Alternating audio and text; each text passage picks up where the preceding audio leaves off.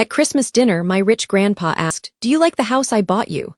I blinked and asked him back, "What house?" My mom froze. Grandpa stood up, turned to my parents, and yelled, "Show me the deed now." And after years of mocking me as the poor one, the table went silent when he named the missing $850,000. At Christmas dinner, my grandpa raised his glass and smiled across the table. So he said, "Do you like the house I bought you?" Every fork stopped midair. I blinked, confused. "What house?" For a second, nobody breathed.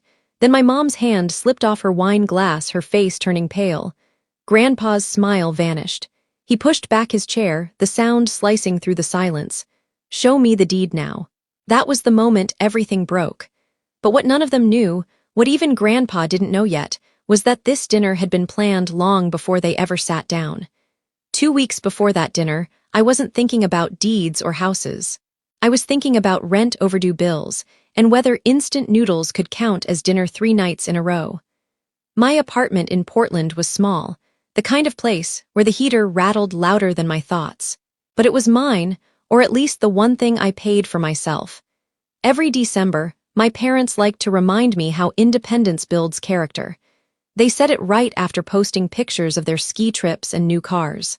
Mom's messages always started sweet and ended with a jab, "You should learn how to manage money like adults do."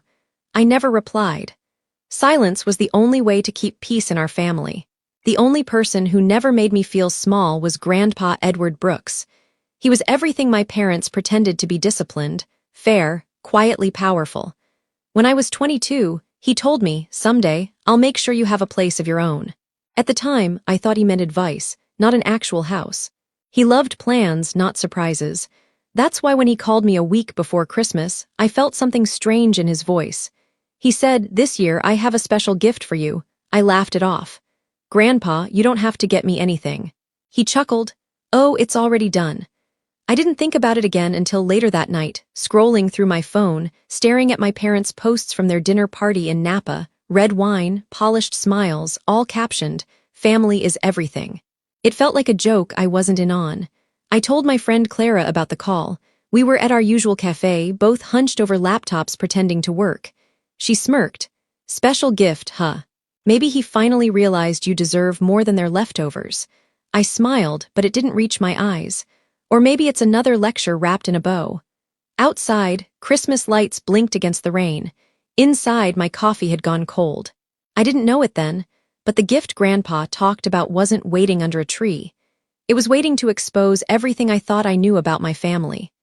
A few days later, I was searching for a client's invoice on my laptop when an unfamiliar email popped up. Subject line: "Congratulations on the successful sale of the Pacific Lane property." At first, I thought it was spam. Then I noticed the address, Pacific Lane. My heart gave a quick, painful thud. That was the same street Grandpa had once mentioned years ago, the place he said would fit my sunlight. I stared at the message again, my throat tightening. Sold. But sold to who I called Mom, keeping my voice light. "Hey, random question. Did Grandpa ever buy a house on Pacific Lane?" There was a pause longer than it should have been. Then her tone turned airy. "Oh, that. No, the market crashed that year, remember? Nothing ever came of it, right?" I said slowly. "Because I got this weird email." Her breath hitched. "Angelina, you shouldn't open things that aren't yours. You always overthink." And just like that, she hung up. I sat there, phone buzzing in my hand, trying to make sense of what just happened. For the first time, her calm sounded like fear. That night, I couldn't sleep. Every creak in my apartment felt like a whisper saying, "They lied." I dug deeper, tracing the email back to a realtor office in Lake Oswego. The next morning, I called pretending to be a buyer interested in recent sales. The agent confirmed the house had been sold 3 years ago under the name Thomas Brooks. I couldn't feel my hands, my father, my mother. They'd sold it and never told me.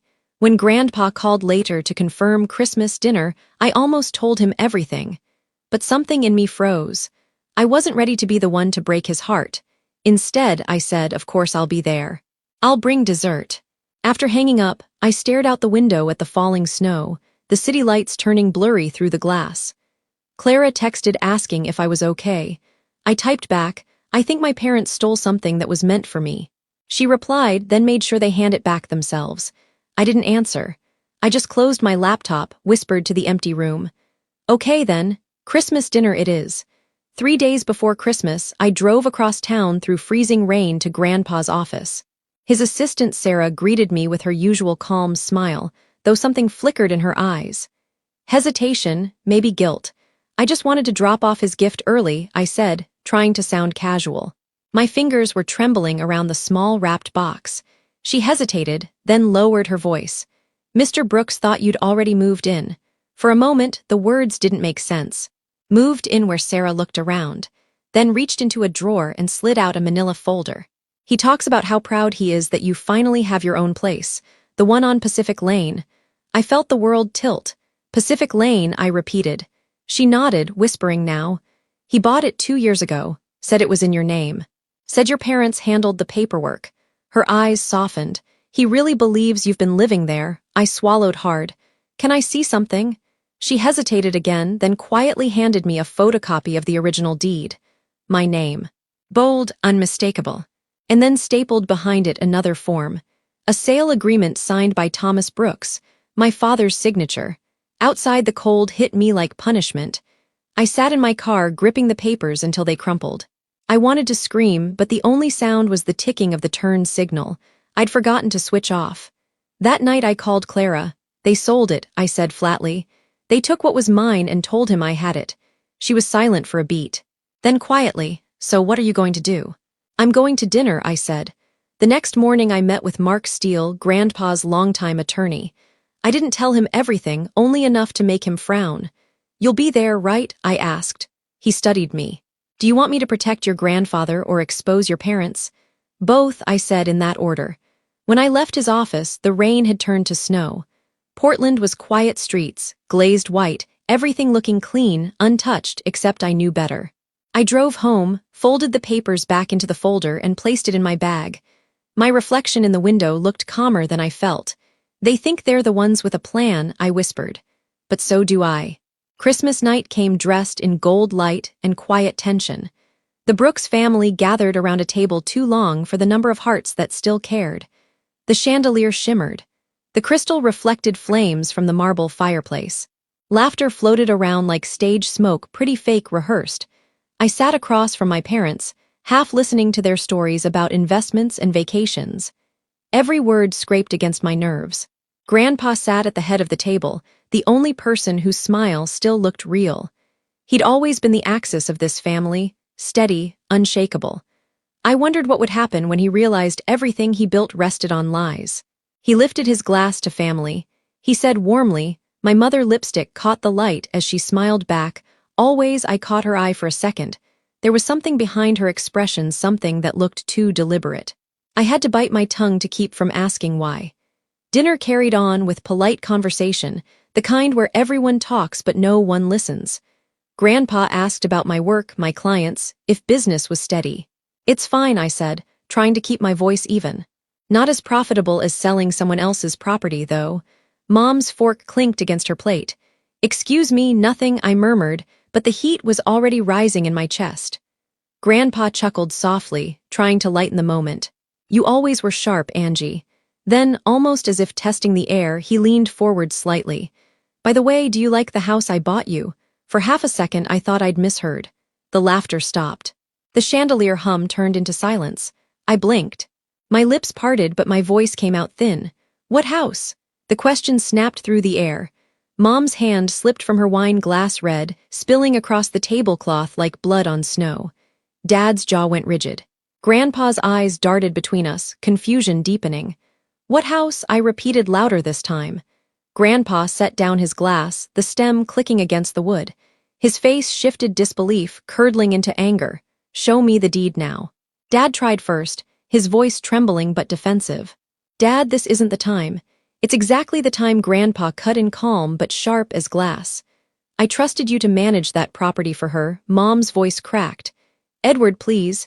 We only Lillian, he said, eyes locking onto hers. Don't insult me with another lie. Every sound in the room felt magnified. The fire crackling, the grandfather clock ticking, my pulse pounding. Sarah appeared from the side doorway as if she'd been waiting for the cue. She handed Grandpa a brown envelope. He didn't even look at it before calling Mark. Mark Steele entered with a briefcase in hand. Mr. Brooks, he said evenly, you asked me to review some transactions earlier this week. I think you'll want to see this. He opened a briefcase spreading documents across the table. I watched my parents' faces drain of color. Mark pointed to the first page. This is the original purchase deed. Buyer Angelina Brooks, signed and notarized. He flipped to the next page. And this was sold 3 months later by Thomas Brooks. Transfer of funds confirmed here. Grandpa's hand shook as he traced the signatures. You sold her house, he whispered. The one I bought for her future, Dad swallowed hard.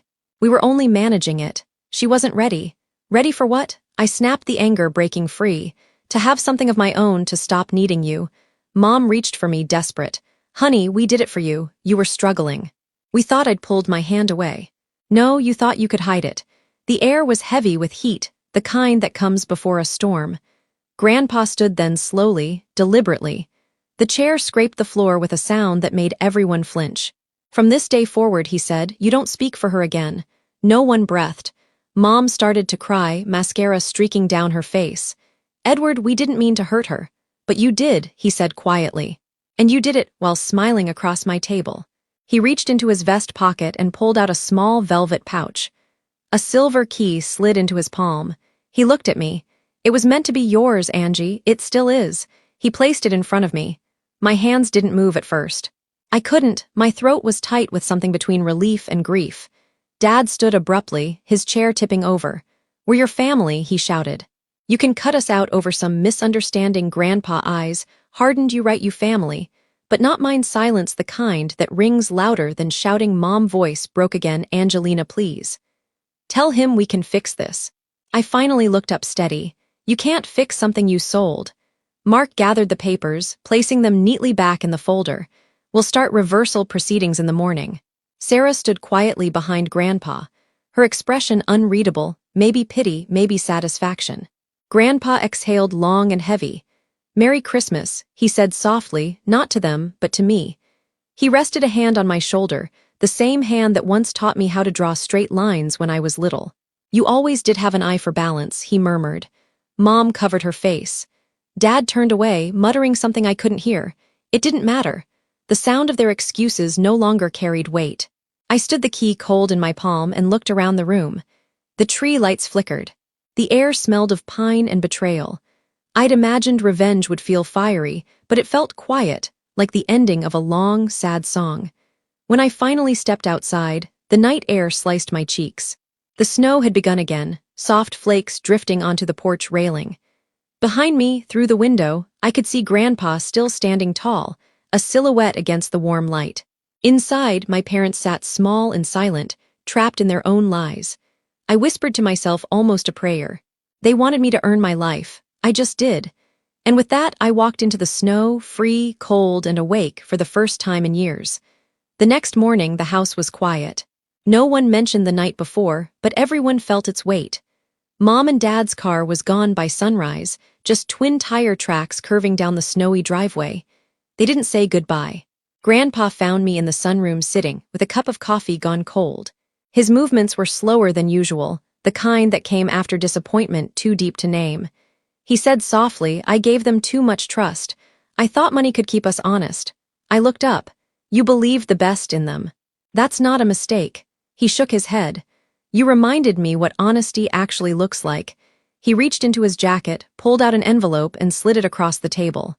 Inside were fresh papers with my name printed clearly at the top. The title deed. No signatures missing this time. I had Mark redo everything last night, he said. It's official. The house is yours and theirs will be handled separately. My throat tightened. Grandpa, I don't even know if I want it anymore. He smiled, tired but warm. You don't have to move in right away. Just know it's waiting, like I'll be whenever you need me. Later that week, news spread through Portland's business circles. Thomas and Lillian Brooks had been quietly removed from several boards. The Brooks family reputation, once polished, now carried a faint crack, but no one outside knew the real story. I didn't feel triumphant.